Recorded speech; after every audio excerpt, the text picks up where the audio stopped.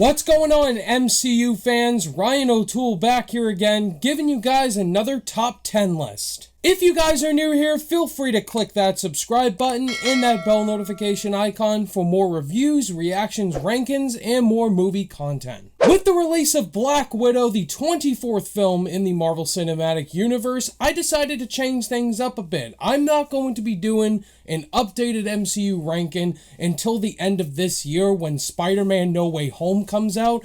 Instead, for this type of release, I'll be giving you guys my top 10 favorite female characters in the Marvel Cinematic Universe. Let me know down below in the comments what's your guys' top 10 favorite female characters in the MCU. How much did these characters impact you? How much did you love them?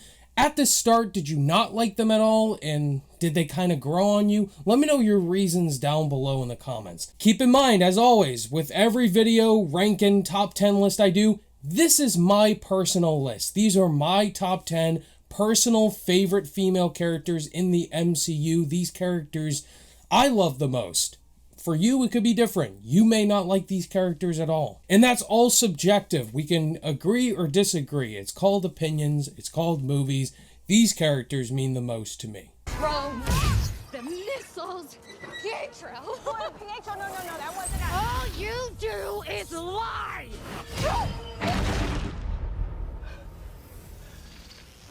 A new character that got introduced in the MCU this year with WandaVision, that would be Monica Rambeau.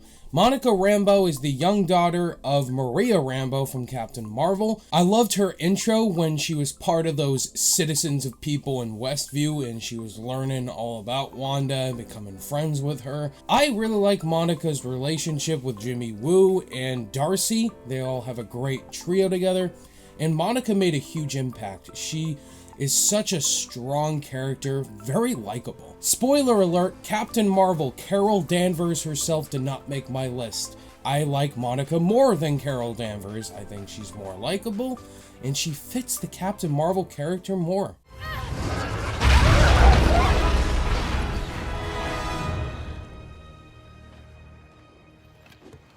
Why was she up there all this time? The badass Dora Milaje, soldier of Wakanda, with Okoye.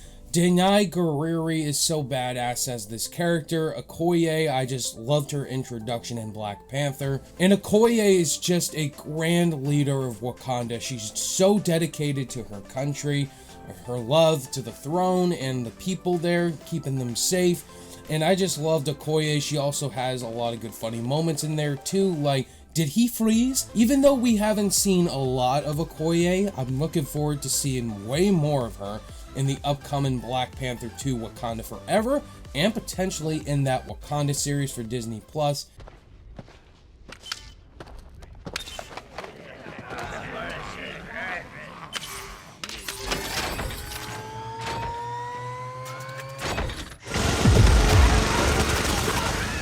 Tessa Thompson just portrays Valkyrie in the best way possible. Valkyrie, loved her introduction in Thor Ragnarok when she comes saves Thor in the nick of time by those cannibals on Sakaar. She's not in for sweet talk at all with Thor. She zaps him a lot. She's a badass. And she's a Valkyrie. She has a past with Hela and Asgard, and just cool seeing that little backstory with her. And she whips Loki's ass, and I just freaking love Valkyrie. And even though we haven't seen a lot of her as well, we saw her a little bit in Endgame, I think Valkyrie's just a badass, and I can't wait to see more of her as the ruler of Asgard in Thor Love and Thunder. Who's been messing up everything? It's been Agatha all along. Oh yes, it was Agatha all along. Agatha Harkness, one of the new characters introduced in WandaVision, played by Kathryn Hahn. Kathryn Hahn steals the entire show in WandaVision as Agatha Harkness. Starts off the show as the lovely next door neighbor Agnes, and then we find out in the end of the show she's Agatha Harkness, the manipulative witch. I feel like Kathryn Hahn just had a blast playing this character throughout WandaVision. Also really giving facts about Wanda, that she's doing awful things in the show. And I hope we see a lot more of Agatha Harkness in the future. There is bright future for Kathryn Hahn. Kevin Feige, please bring Agatha back. Oh yeah. That was close. That's a goal. We are now one apiece. I would like to try again. A character that grew on me throughout the MCU, that is Nebula. Karen Gillan plays Nebula really well. In the first Guardians, she was a villain. She was working for Ronan and Thanos. Of course, she's one of Thanos' daughters. But then we see her in Guardians Volume 2, where we have a lot of sympathy for her. And just hearing the stories of how Thanos was really abusive towards her. And we see that arc with her character in the start of Guardians Volume 2. We start to like her more. But then we see her just in Infinity War and Endgame. Endgame is the one that really made me care about Nebula more. Just seeing just how much of a different arc Nebula went on, especially her relationship with her sister and her talks with Thanos. I just really love Nebula. She's really grown on me, and I think she deserves to be in the top 10 MCU females. People are relying on you to be Iron Man, and you've disappeared, and all I'm doing is putting out your fires and taking the heat for it. I am trying to do the job that you were meant to do. Literally the first MCU lady that kicked off the whole MCU, Pepper Potts himself, Gwyneth Paltrow.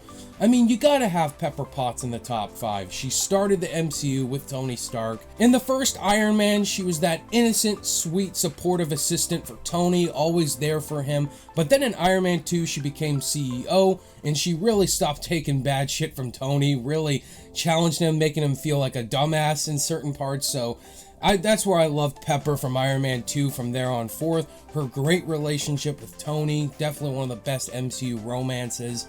And Pepper really started to get badass in Iron Man 3. And then Endgame, she started to wear the suits. And Pepper just was always there for Tony, a great love supportive figure. And they became parents with their daughter, Morgan. You know, I still don't know how to dance.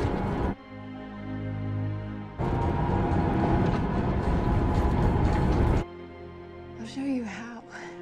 Just be there. We'll have the band play something slow. I'd hate to step on your... Another very important MCU female in the MCU is Peggy Carter herself, played by Haley Atwell. Peggy Carter, I would have put this higher, but I wish we would have seen more of Peggy Carter. Peggy was great in First Avenger, just a badass woman. As soon as you get introduced to her, really disciplining that one soldier by punching him was great. And her relationship with Steve Rogers, the skinny Steve Rogers, was really cute. But as he grew into the Captain America today, that's where the love really started. Peggy is always there for Steve as a great support figure, and you just see how great this relationship truly is. And by the end of First Avenger, you're just bawling out crying that Steve didn't get to dance with Peggy. We'll talk about that. But then we see Peggy again in Winter Soldier, where she's super older, in that really emotional talk with Steve. And then we see her die in Civil War. And then in Endgame, we finally get the dance we've been wanting. Yes! Perfect ending for Cap and perfect ending for Peggy. No! What the hell? I know who you are, Peter Quill, and I am not some starry-eyed waif here to succumb to your pelvic sorcery. A character that also grew on me from the first Guardians, Gamora. Gamora, played by Zoe Saldana. I love Gamora. She's probably my second favorite of the Guardians behind Rocket. I love Gamora. I think Zoe Saldana is fantastic and badass as the character. In the first Guardians, I really wasn't crazy about her, to be honest. She was very serious out of the 5 Guardians, but you totally get why she's serious. Her father's the Mad Titan Thanos, and you find out the story with her and Thanos. But then in Guardians 2 was really, I started to care more about Gamora, just the dark side with her and Thanos, the relationship with Peter. But then Infinity War came along, and Thanos was the villain, and a lot of scenes with Gamora in here. And this is where Gamora was killed off by Thanos to get the Soul Stone. I mean, Gamora made a huge impact on me in this movie. I really cared a lot about her. Endgame was hilarious. They brought back the past Gamora, kicks Peter Quill so many times. Pretty funny. I'm looking forward to seeing more of Gamora in the future. It seems like they're bringing back the past Gamora in Guardians 3. I used to have nothing. And then I got this. This job. This family. And I was better because of it. Yes, Natasha Romanoff, the new Black Widow movie just came out. My review is out. Go check it out. In Iron Man 2, she may have not been that lovable as she is now, but she's so beautiful. She's kick-ass. She takes no names, and I loved her introduction in Iron Man 2, and then going all the way to the Avengers movies. And she's the underdog. She really made a huge impact in those Avengers movies. The first one, the second one, Infinity War, and Endgame. The Endgame where she sacrifices her life. It's just great. I love the growth of Natasha as a character, learning all the dark stories about her past. It's always briefly explored, but once it's explained in the movie, it is brilliant. It makes you care so much more about Natasha as a character. I wanted that Black Widow movie in phase 2 or 1. But the character of Natasha Romanoff is so important, so badass, and it's Scarlett Johansson. She literally is one of the bright spots of the MCU. You took everything from me. I don't even know who you are. You will. But easily coming in at number 1, you guys probably already guessed it. It is Wanda Maximoff, Scarlet Witch herself, Elizabeth Olsen. I have had a crush on her ever since Age of Ultron. So Elizabeth Olsen, fantastic as Scarlet Witch. Really the transition of her character. I mean, at the start in Age of Ultron, or in the post-credit scene of Winter Soldier, she seemed really badass, but we really didn't know much about her. We know her brother is Quicksilver, and Aaron Taylor Johnson in Age of Ultron was killed off, had those badass moments with Ultron. But really, we see the growth of Scarlet Witch as a character, and in Civil War, she got to do so much more. She really caused that event in Lagos, and she felt horrible about that. And I just love that character from then on forth in Scarlet Witch. In Infinity War, losing her boyfriend Vision.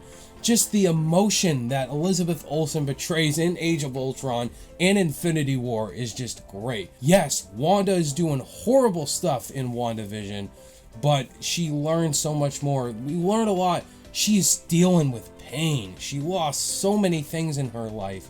And the way that show really executed the character of Wanda and how much bad stuff she's done with the heart, it's just great. And Elizabeth Olsen deserves an Emmy for her performance in WandaVision. It is fantastic performance-wise. It is great. I can't wait to see more of Wanda in Doctor Strange and Multiverse of Madness.